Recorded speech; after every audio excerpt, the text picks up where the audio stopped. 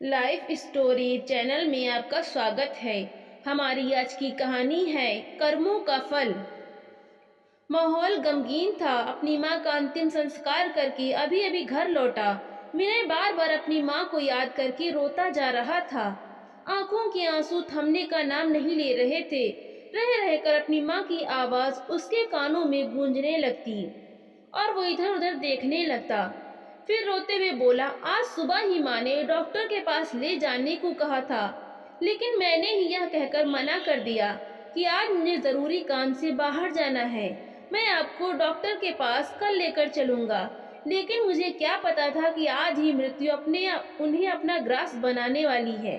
अगर मैं उन्हें डॉक्टर के पास ले जाता तो आज मेरी माँ मेरे साथ होती। तभी विनय की पत्नी अमृता भी आंखों से आंसू बहाते हुए सिसकियां लेने लगी और बोली, गलती मेरी ही थी जो माँ जी को अकेला छोड़कर राशन खरीदने बाजार चली गई।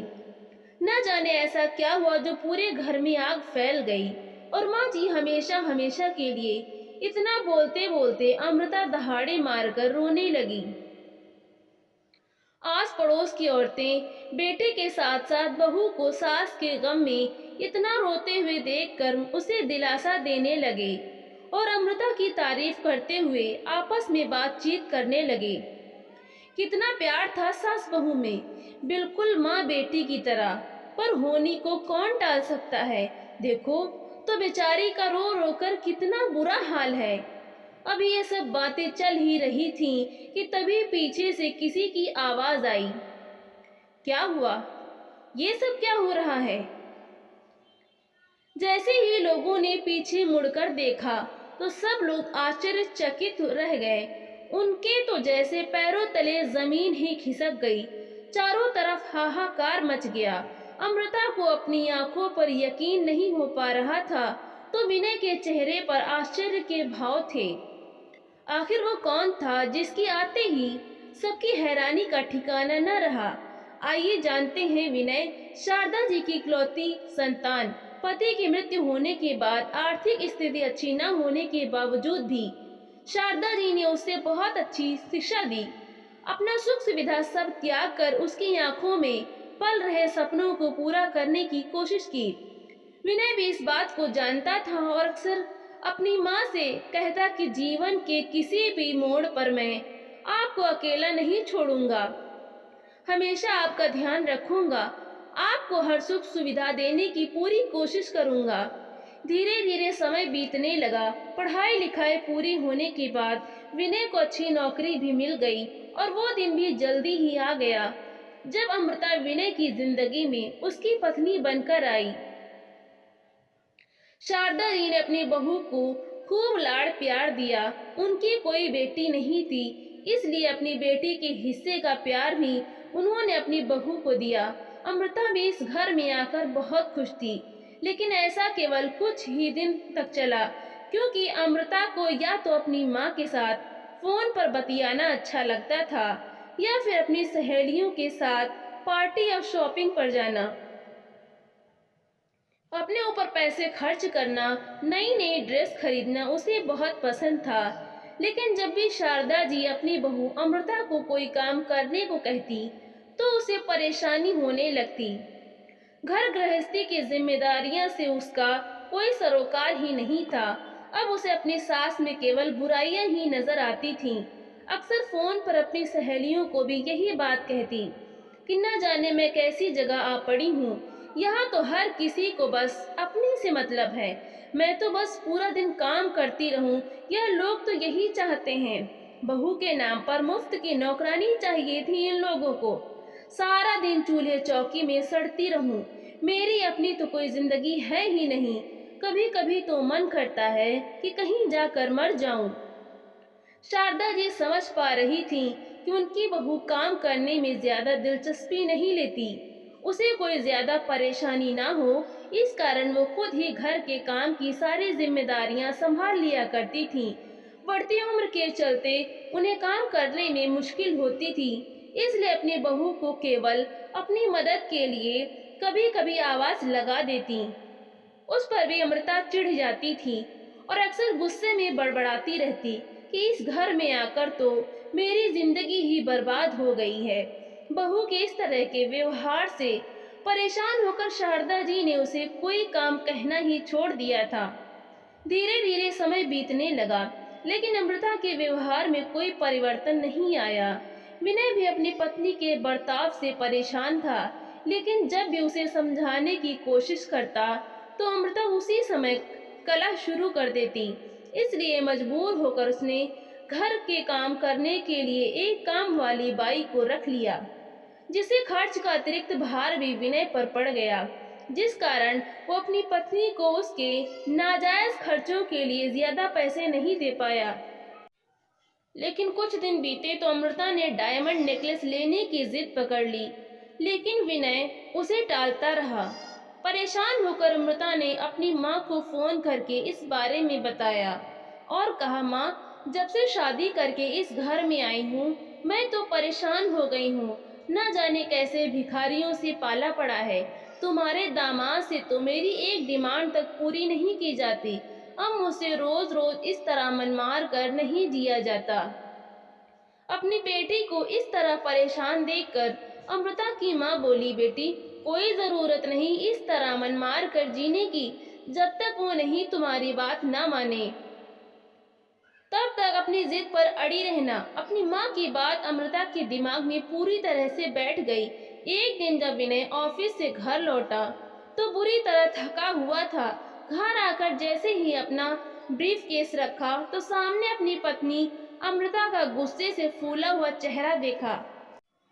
विनय शायद अपनी पत्नी के गुस्से का कारण जानता था, इसलिए अमृता को पानी लाने के लिए भी नहीं कहा और चुपचाप खुद ही जाकर रसोई घर में से पानी का गिलास भर कर ले आया। लेकिन अमृता कहाँ चुप रहने वाली थी, चिल्लाते हुए बोली, तुम्हें मालूम भी है कि आज मेरी किटी पार्टी में कितनी बेइज्जती हुई। मेरी सारी सहेलियां अपने डायमंड के गहने एक दूसरे को दिखा रही थीं और मैं पिछले 6 महीने से तुमसे हीरे का हार मांग रही हूँ, वो तुमसे लाकर नहीं दिया गया। हद होती है कंजूसी की। मैंने इतनी बड़ी चीज भी नहीं मांग ली थी कि तुम पूरी ही ना कर सको।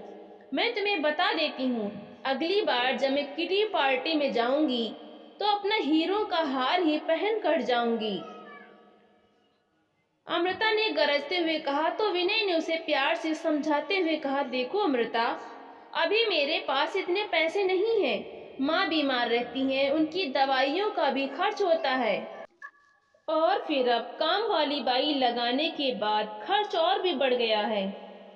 जब मेरे पास कुछ पैसे होंगे तो मैं खुद तुम्हारी पसंद की ज्वेलरी दिलवा दूंगा।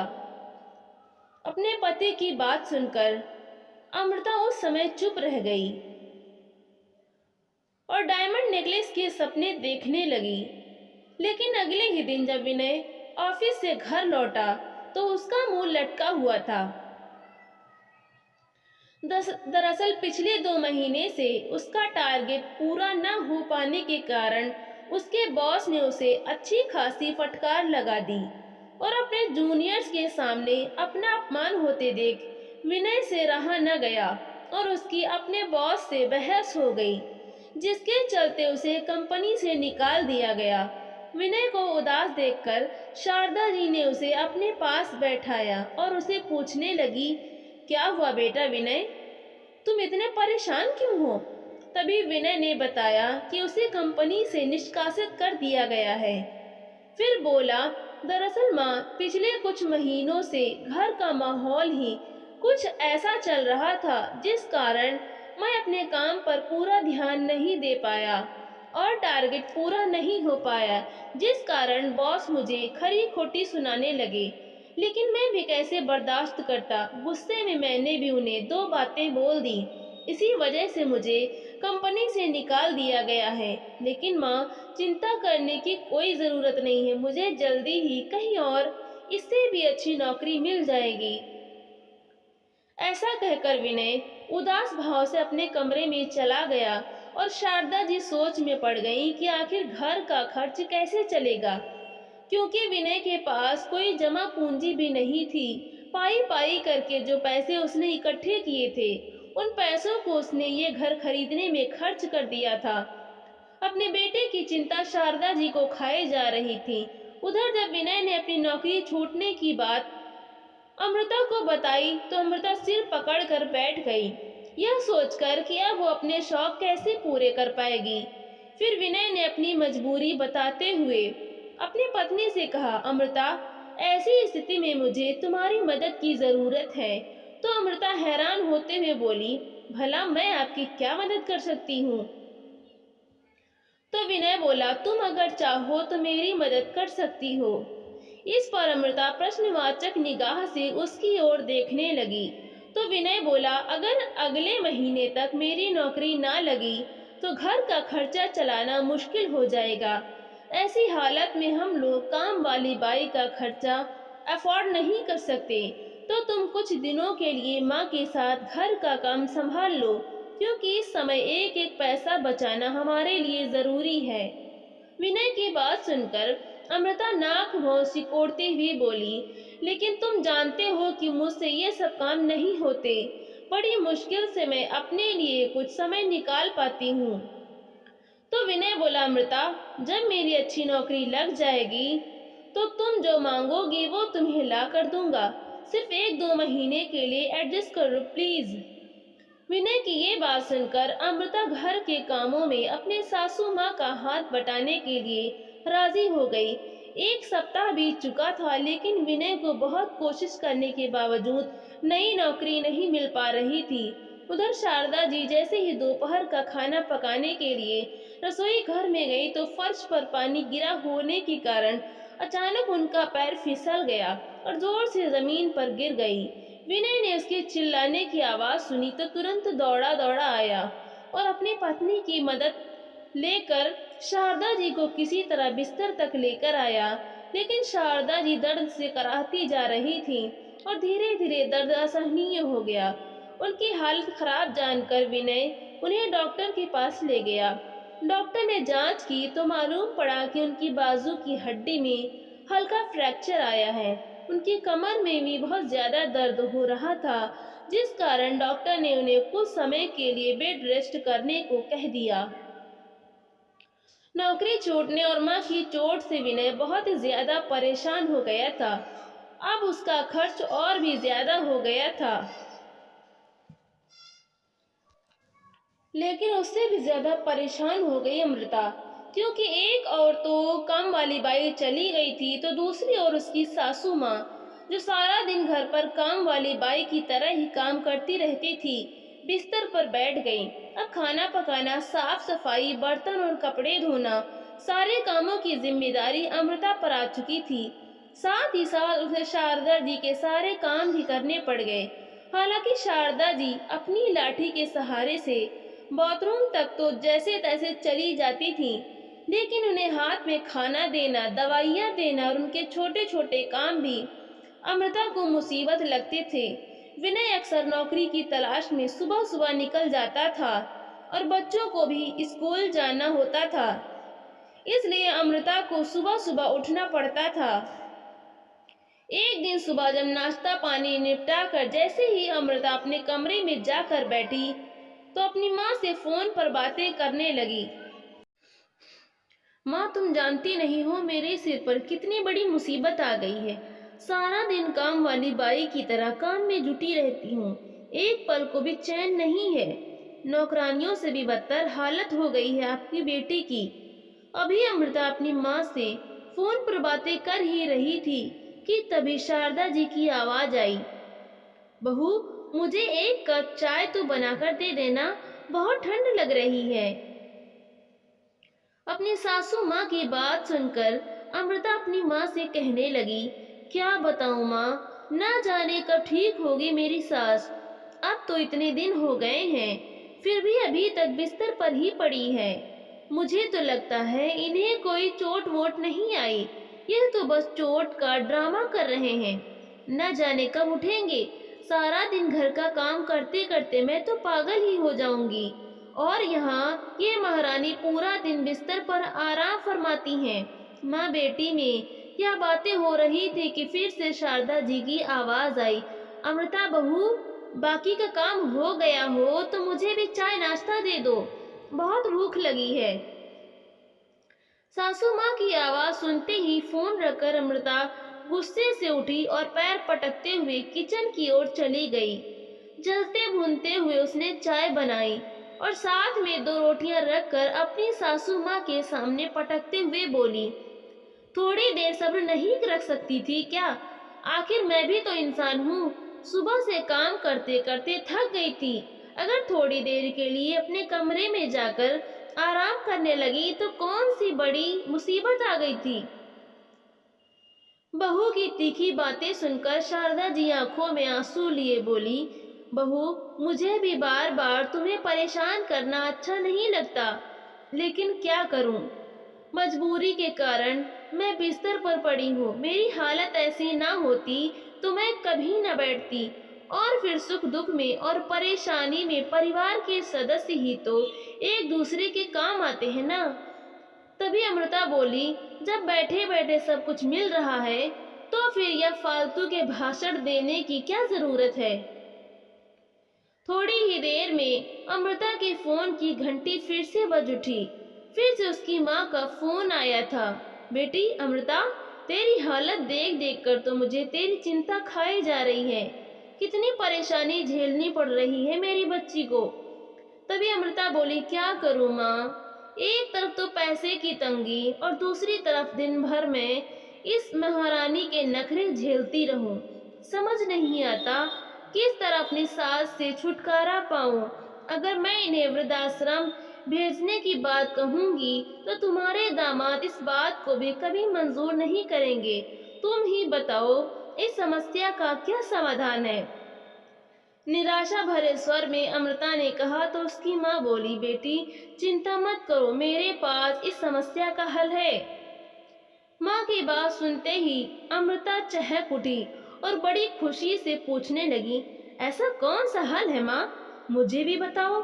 तो उसकी माँ बोली, मेरे पास एक समाधान है जिससे तुम्हारी सारी मुश्किल हल हो जाएगी, जिससे एक ही तीर से दो निशाने लग जाएंगे। क्या मतलब माँ, मैं समझी नहीं। अमृता बोली तो उसकी माँ ने कहा, अरे बेटा, अगर तुम अपनी सास से छुटकारा पाना चाहती हो तो उसे अपने रास्ते से हटा क्यों नहीं देती? तुम्हारी सारी मुश्किलें आसान हो जाएंगी।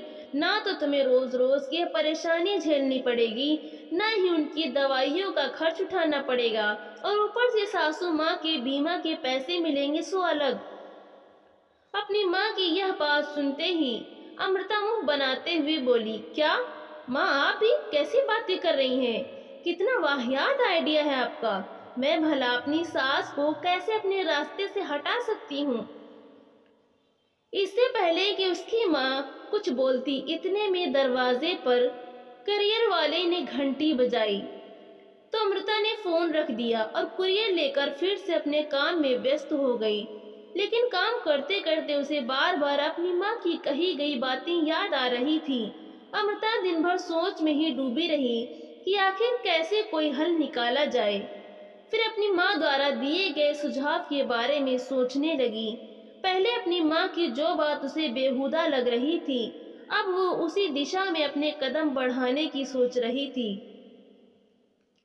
उसे ऐसा लगने लगा था कि ऐसा कोई कदम उठाकर वो अपनी सारी परेशानियों से आजाद हो जाएगी। बहुत सोचने के बाद उसे एक आइडिया आया। अगले दिन सुबह हुई तो शारदा जी ने अपने बेटे से कहा, बेटा आज डॉक्टर को दिखाने जाना है। तो विनय बोला, माँ आज तो मैं नहीं जा सकता, आज मेरा इंटरव्यू है और मुझे लगता है कि आज बात बन ही जाएगी। मैं आपको कल डॉक्टर को दिखाने ले चलूंगा। ऐसा कहकर विनय अपनी माँ का आशीर्वाद लेकर इंटरव्यू देने चला गया। सब लोगों के चले जाने के बाद अमृता अपने नापाक इरादों को अंजाम देने में जुट गई। रसोई में जाकर गैस का रेगुलेटर खुला छोड़ दिया और जल्दी से पैसे और थैला उठाकर सब्जियां लेने के लिए मार्केट चली गई। जाते समय उसने घर की बत्ती भी बंद कर दी। अब शारदा जी घर पर बिल्कुल अकेली थी, लेकिन वो काफी समय से गहरी नींद में सोई थी, इसलिए अमृता के जाने के कुछ समय बाद ही नींद से जाग गईं। शारदा जी अपनी बहू अमृता को पानी देने के लिए आवाज लगाती रहीं, लेकिन ना तो अमृता का जवाब आया और ना ही वो स्वयं आई। करीब 1 घंटा बीत जाने के बाद रसोई घर में आग लग गई और पूरा घर धुएं से भर गया। जब अमृता बाजार से लौटी तो दूर से ही उसे अपने घर में से धुआं निकलता नजर आया। धुएं को देखते ही सोचने लगी कि आज तो किस्मत मुझ पर मेहरबान हो ही गई। अब मेरी सारी मुसीबतें अपने आप खत्म हो जाएंगी। ना तो सासू माँ की रोज रोज की किट सुनाई पड़ेगी और ना ही दिन भर काम करना पड़ेगा। बीमा के 10 लाख रुपए आएंगे सो अलग, लेकिन उसने अपनी खुशी चेहरे पर नहीं आने दी। अपने घर की ओर दौड़ते हुए उसने जोर जोर से चिल्लाना शुरू कर दिया। थोड़ी ही देर में आसपास के लोग इकट्ठा हो गए और अमृता फूट फूट कर रोने लगी। ऐसा ढोंग करने लगी जैसे उसे अपनी सास की कितनी परवाह है। और सासू माँ की फिक्र का नाटक करते हुए घर की ओर दौड़ने लगी तो लोगों ने उसे अंदर जाने से रोक लिया। उसी समय विनय भी घर वापस लौट आया। उसे नौकरी मिल गई थी जिस कारण वो बहुत खुश था। लेकिन जैसे ही वो घर लौटा तो देखा फायर ब्रिगेड वाले उसके घर में आग लगी हुई बुझा रहे थे। घर के बाहर भीड़ ही भीड़ लगी हुई थी। अमृता जोर जोर से रो रही थी, चिल्ला रही थी और बार बार चिल्लाते हुए बोल रही थी, कोई मेरी सासू माँ को बचा लो। उसके यह बात सुनते ही विनय के हाथों से मिठाई का डिब्बा छूट गया और वो कांपते स्वर में बोला, अमृता आखिर हुआ क्या है और माँ कहाँ है? तो अमृता ने रोते हुए घर की ओर इशारा करते हुए बताया कि माँ घर में है। इतना सुनते ही माँ पुकारते हुए विनय घर की ओर दौड़ा, लेकिन तब तक बहुत देर हो चुकी थी। घर में लगी आग को तो बुझाया जा सकता था, लेकिन जैसे ही सब लोग अंदर गए तो देखा कि अंदर एक वृद्ध महिला की लाश पड़ी थी जो बुरी तरह से आग में झुलस चुकी थी। यह सब देखते ही विनय के दुख का ठिकाना ही न रहा। माँ चिल्लाते हुए विनय जोर जोर से रोने लगा तो दूसरी ओर अमृता भी ऐसे चिल्लाती जा रही थी जैसे कि उसकी दुनिया ही लुट गई हो। सभी रिश्तेदारों को सूचित कर दिया गया और 2 घंटे बाद शारदा जी का अंतिम संस्कार भी हो गया। अंतिम संस्कार करने के बाद सब लोग घर पहुंच चुके थे। रसोई घर से आग फैलने के कारण रसोई घर और हॉल बुरी तरह क्षतिग्रस्त हो गया था, जबकि बाकी के कमरों में कुछ खास नुकसान नहीं हुआ था। कभी विनय अपनी माँ को याद करता तो कभी अपने घर को देखता जिसमें माँ के साथ उसकी कितनी यादें जुड़ी हुई थीं। उधर रोने का ढोंग करती हुई अमृता यह सोच सोच कर परेशान थी कि आखिर उसकी माँ अभी तक पहुंची क्यों नहीं। विनय अपनी माँ के गम में लगातार रोए जा रहा था तो अमृता भी सिसकियां ले लेकर अपना दुख प्रकट कर रही थी। आस पड़ोस की औरतें कभी गले लगकर अमृता को सहारा देती तो कभी बातों से सांत्वना देती। अमृता की आंखों से मगरमच्छ के आंसू बहते जा रहे थे। तभी अचानक दरवाजे से कोई अंदर आया और आवाज आई, क्या हुआ? ये सब क्या चल रहा है? ये आवाज सुनते ही लोग पीछे मुड़ मुड़ कर देखने लगे, लेकिन जिसने भी देखा तो देखता ही रह गया। अचानक सब लोगों में हाहाकार मच गई। जैसे ही विनय ने पीछे मुड़कर देखा तो उसकी हैरानी का ठिकाना न रहा। उसके चेहरे पर आश्चर्य और खुशी के मिश्रित भाव थे, क्योंकि वहां और कोई नहीं बल्कि स्वयं शारदा जी ही खड़ी थी।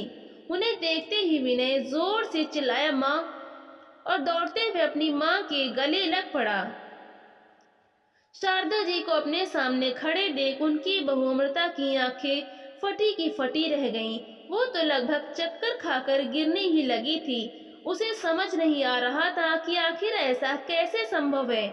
जिस माँ का भी अंतिम संस्कार करके वो घर लौटे थे, वो माँ आखिर उनके सामने सही सलामत जीती जागती कैसे खड़ी है। और यदि शारदा जी यहाँ खड़ी हैं, तो जिस महिला का उन्होंने अंतिम संस्कार किया था वो महिला कौन थी? ये एक बहुत बड़ी पहेली बन गई थी जिसका जवाब जानना बहुत ज़रूरी हो गया था। दरअसल हुआ यूं था कि जैसे ही अमृता रेगुलेटर खुला छोड़कर बाजार के लिए निकली थी, उसके ठीक 2 मिनट बाद ही दरवाजे की घंटी बजी। अब तक गैस पूरे घर में नहीं फैली थी, तो शारदा जी जैसे ही उठकर दरवाजे पर गईं, बत्ती जलाई और दरवाजा खोला, तो कुछ खाया पिया न होने के कारण कमजोरी की वजह से चक्कर खाकर गिर पड़ी। शारदा जी की घनिष्ठ सहेली शकुंतला जी उनका हाल चाल पूछने के लिए अपने बेटे के साथ उनके घर आई थी। जब उनकी सहेली ने उन्हें ऐसी हालत में देखा, तो वो और उनका बेटा उन्हें अपनी कार में बिठाकर अस्पताल दिखाने के लिए ले गए। और उधर अमृता की माँ तो केवल यही चाहती थी कि अमृता को सास नाम के झंझट से जल्द मुक्ति मिल जाए। इसलिए शारदा जी को अमृता की जिंदगी से हमेशा हमेशा के लिए निकालने का प्लान बनाने के लिए वो अमृता के घर आ पहुंची। जैसे ही वो घर में आई, तो चारों तरफ अंधेरा ही अंधेरा था। बेटी को आवाज लगाई, लेकिन कोई जवाब नहीं आया। जैसे ही बत्ती जलाई, तो स्विच की स्पार्किंग से घर में फैली गैस ने आग पकड़ ली। तुरंत ही आग ने पूरे रसोई और हॉल को घेर लिया। अमृता की माँ उस आग की चपेट में आ गई। आग में झुलसते हुए चीखने चिल्लाने लगी, लेकिन धुएं के कारण उन्हें कुछ दिखाई नहीं दे रहा था। बाहर निकलने का और अपनी जान बचाने का कोई रास्ता नजर नहीं आ रहा था। तो वहीं शारदा जी को समय पर खाना न मिल पाने के कारण बहुत ज्यादा कमजोरी आ गई थी, तो डॉक्टर ने उन्हें ग्लूकोज चढ़ा दिया, जिस वजह से उन्हें घर आने में देर हो गई। बाजार से लौटी अमृता ने जब घर से धुआं उठता हुआ देखा, तो वह तो यह सोच सोच कर ही खुश हो रही थी कि आखिर उसने अपने रास्ते के रोड़े को हटा ही दिया। लेकिन उसे यह मालूम नहीं था कि उसे घर में उसकी सास नहीं, बल्कि उसकी माँ ही जिंदा जल गई थी। वो अंदर ही अंदर खुश थी कि उसके रचे चक्रव्यूह से आज उसे अपनी सास से हमेशा हमेशा के लिए छुट्टी मिल जाएगी। परंतु आज जब उसने अंतिम संस्कार के बाद अपनी सास को अपने सामने खड़े देखा, तो उसकी आंखें फटी की फटी रह गईं। इधर शारदा जी भी यह समझने में असमर्थ थी कि आखिर उनके घर में यह सब क्या हो रहा था। जब उन्होंने बताया कि वो कमजोरी के कारण चक्कर खाकर गिर पड़ी थी और अपनी सहेली के साथ डॉक्टर को दिखाने गई थी, तब जाकर सारा मामला स्पष्ट हुआ। लेकिन यह बात सबके सामने अब तक स्पष्ट नहीं हो पाई थी कि आखिर मृत्यु किसकी हुई थी। पुलिस को बुलवाया गया, आस पड़ोस के सारे सीसीटीवी कैमरा की जांच करवाई गई। तब जाकर कहीं पता चला कि शारदा जी के घर से निकलने के 1 घंटे बाद अमृता की माँ उस घर में आई थी, और जिस वृद्ध महिला की मृत्यु हुई थी वो कोई और नहीं बल्कि अमृता की माँ थी। यह बात सुनते ही अमृता का दिल दहल गया। उसकी तो ऐसी हालत हो गई जैसे काटो तो खून नहीं। अक्सर बड़े बुजुर्गों से सुनते आए हैं कि जो दूसरों के लिए खड्डा खोदता है, वो खुद ही गड्ढे में गिरता है।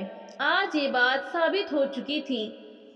उसे यकीन नहीं हो पा रहा था कि जो जाल वो और उसकी माँ शारदा जी के लिए बिछाने जा रही थी, उस जाल में तो दरअसल उसकी माँ ही फंस चुकी थी और आग में बुरी तरह झुलस कर मर चुकी थी।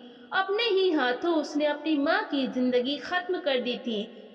कुदरत का इंसाफ हो चुका था और अमृता यह इंसाफ देखकर स्तब्ध थी। ढोंग के आंसू अब वास्तविक आंसुओं में तब्दील हो चुके थे। अमृता पर दुखों का पहाड़ टूट पड़ा। ये सब कैसे हो गया माँ? वापिस आ जाओ, तुम मुझे छोड़कर नहीं जा सकती। ऐसे समय में शारदा जी उसे सहारा दे रही थी, जिसके लिए उसने इतनी बड़ी साजिश रची। वही सास उसे संभाल रही थी, उसके सिर को अपने कंधे का सहारा देते हुए, पुचकारते हुए हौसला दे रही थी। अपनी सास का प्यार देखकर उसका अंतर्मन उसे धिक्कार रहा था। वो शर्मिंदा तो थी, लेकिन इसे महसूस करने में शायद उसने काफी देर कर दी थी। पूरे घर में अमृता के दहाड़े मार मार कर रोने की आवाज गूंजती जा रही थी। परंतु यह सब उसके कर्मों का ही फल था जो कुदरत ने उसे दिया था। तो दोस्तों, आपको ये कहानी कैसी लगी? लाइक करें, शेयर करें और कमेंट करके हमें ज़रूर बताएं। और चैनल को सब्सक्राइब करना बिल्कुल भी ना भूलें। मिलते हैं अगली नई कहानी के साथ। बहुत बहुत धन्यवाद।